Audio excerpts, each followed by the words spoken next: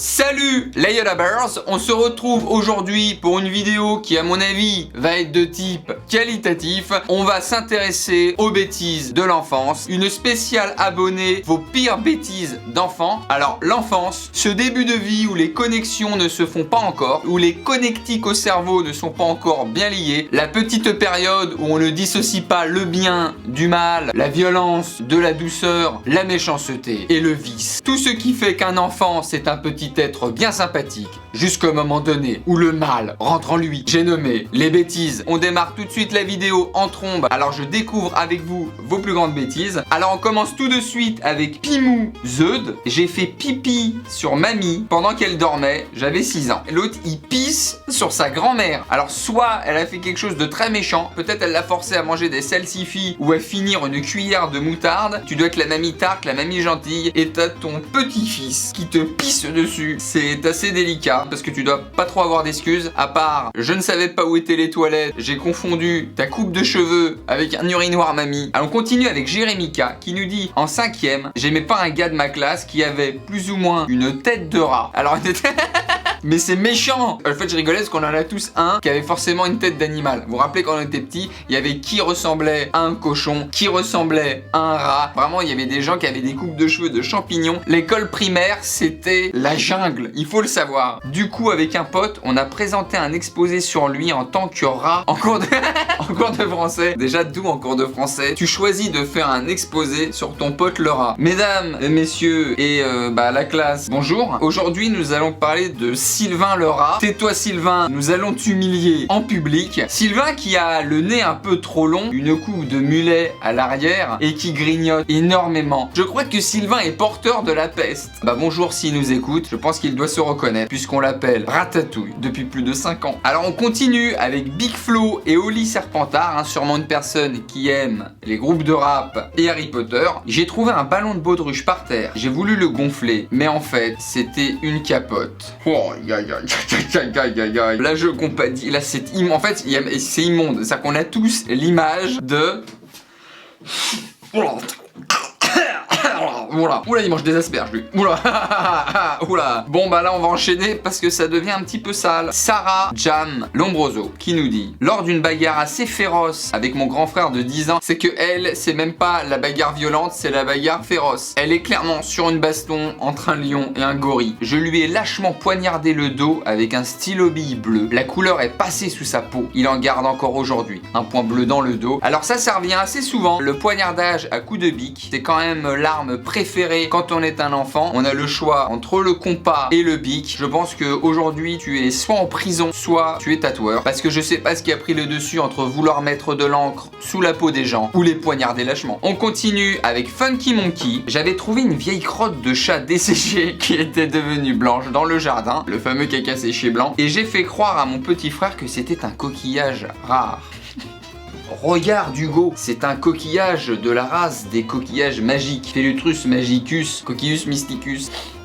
Sans moi ça, tu feras de beaux rêves. Oui, prends-le dans la main, je te le donne. Tu pourras invoquer des dieux mystiques et en la frottant bien comme il faut près de ta bouche, tu pourras peut-être te faire apparaître un génie. Tu as de la chance d'avoir un grand frère comme moi. Il l'a trimballé partout avec lui toute l'après-midi jusqu'à ce que mes parents s'en rendent compte dans la voiture à cause de l'odeur. Et oui, forcément, toujours le petit inconvénient du caca, c'est que ça sent. Cubitux, ma pire connerie, je l'ai dit au mec de la sécurité de l'aéroport que mes parents m'avaient kidnappé. Ça m'avait fait rire, pas eux. 8 heures plus tard, j'ai trouvé ça chiant. Mais on m'avait donné des chocolats, alors c'était cool. Oui, c'était cool pour toi, t'as reçu des chocolats. Peut-être que ton père, il s'est pris nos clés de bras, soumission, menottage. Monsieur, vous êtes un voleur d'enfants, vous êtes un prédateur sexuel. Non, c'est mon fils. Oui, c'est ton fils et tu vas le kidnapper. Prends-nous pour des gaufres. Donc déjà, tes parents, ils ont loupé leur vol. Il y avait des vacances prévues depuis 1 an. Ton père, il charbonne comme un porc. Il a 2 semaines de congé. Il les prend, il les passe au commissariat de l'aéroport. J'espère qu'il t'en a pas voulu, mais ça doit être rigolo quand même de dire: papa, il m'a kidnappé. Enfin, qu'est-ce que tu racontes? Mais non, c'est une blague. Mais écoutez, on va ranger ses pistolets. Non, mais chérie, mais comment ça je t'ai violé? Nick Talop qui nous dit: on avait des chambres mitoyennes avec mon frère. Du coup, pour communiquer, il a fait un trou dans le mur à l'aide d'un couteau. Mais vous êtes qui en fait? L'autre il est parti en évasion. C'est Antonio Ferrara et en plus faut le faire le trou. Un mur porteur avec un canif, faut du temps. Faut vouloir vraiment s'évader. En fait c'est tous les jours tu mets un poster pour cacher le trou et toutes les nuits tu creuses. Eh t'inquiète pas frère, on va s'évader. Un jour on verra le soleil. Ouais, par contre, bon là je te vois c'est sympa mais tu pouvais passer par la porte de derrière. En fait à la maison on a tout un système de couloirs avec deux portes qui sont tout le temps ouvertes du coup donc je vais y aller. On va se voir dans à peu près une seconde. Tu me rebouches ça. Sébastien Routier, un bien beau métier. Vers l'âge de 5-8 ans, j'ai à quelques reprises fait caca dans le coin de ma penderie ainsi qu'uriné à plusieurs reprises dans les coins de ma chambre. Donc lui, c'est une hyène. Lui, Sébastien, c'est un animal. Il délimite son territoire à 5 ans. Il chie partout. C'est les 4 coins de la pièce. Caca, pipi. C'est un chaman. Là, c'est plus une bêtise. C'est en termes d'hygiène plutôt. Sébastien a un nouveau boulot. Eh bien, ce seront vos bureaux, monsieur Routier. Vous êtes en train de chier, là. Attendez, non. Comme c'est mon bureau, je préfère tout de suite dire que ça m'appartient, quoi.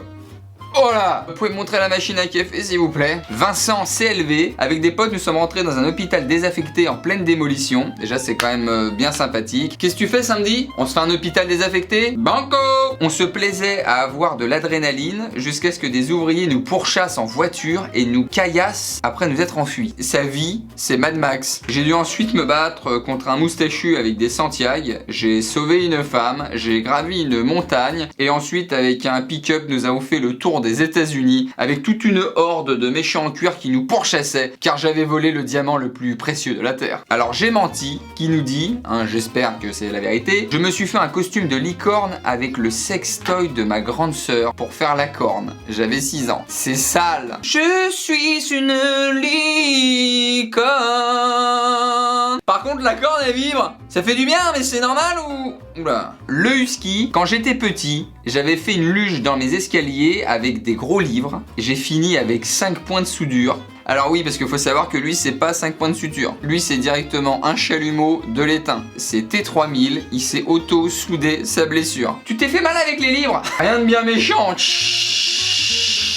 Ascombre, ma mère ne m'avait pas acheté le jeu que je voulais, donc je me suis coupé un morceau de pouce avec des ciseaux pour aller à l'hôpital et que ça lui gâche l'après-midi. Mais qui êtes-vous? Déjà, tu t'es gâché un pouce avant toute chose. C'est pas l'après-midi qui est gâché, c'est ta main, tout simplement. Bonjour, je voudrais une baguette. Vous ne voulez pas? Hop là. Une oreille. Vous voulez que je continue ou pas? Ça va vous gâcher votre après-midi, croyez-moi. Donc c'est 100 grammes de chouquette ou le nez il part avec. B2O qui nous dit: j'ai mis un chassé dans les genoux de ma cousine de 5 ans parce qu'elle m'avait pris ma DS Lite.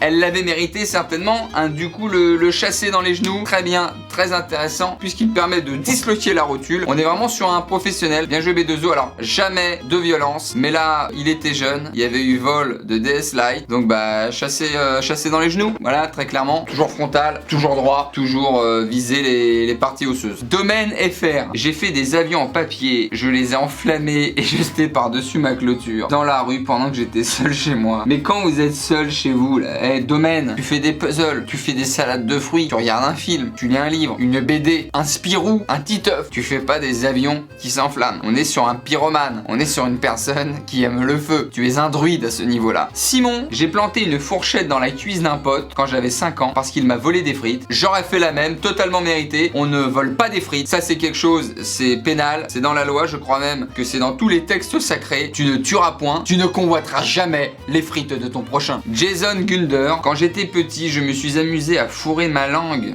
dans une prise électrique. Et voilà. Bon voilà, je sais plus là. Faut consulter. À quel moment tu te dis prise électrique, langue, lien? Tu vas pas t'allumer. L'étape d'après, c'est tu te mets les pieds dans une bassine d'eau en même temps. Pour rigoler. Prise électrique, langue, pied dans une bassine d'eau.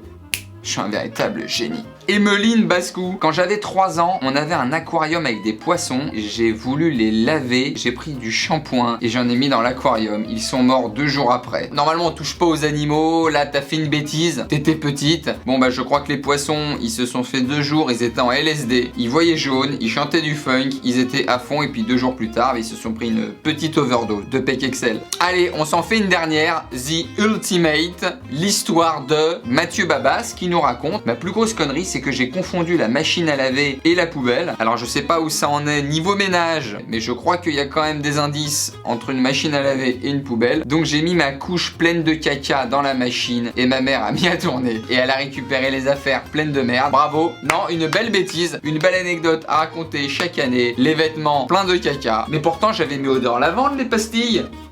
Michel, t'es encore rentré bourré, t'as chié dans ton froc. Merci à vous, merci aux abonnés qui m'ont donné toutes leurs bêtises d'enfance. Ça nous a ravivé à tous des souvenirs, des moments de vie. Peut-être à vous, ça vous a rappelé votre plus grosse bêtise. Je vous embrasse très très fort. Hasta luego, les pépitos. À très très vite. Ciao.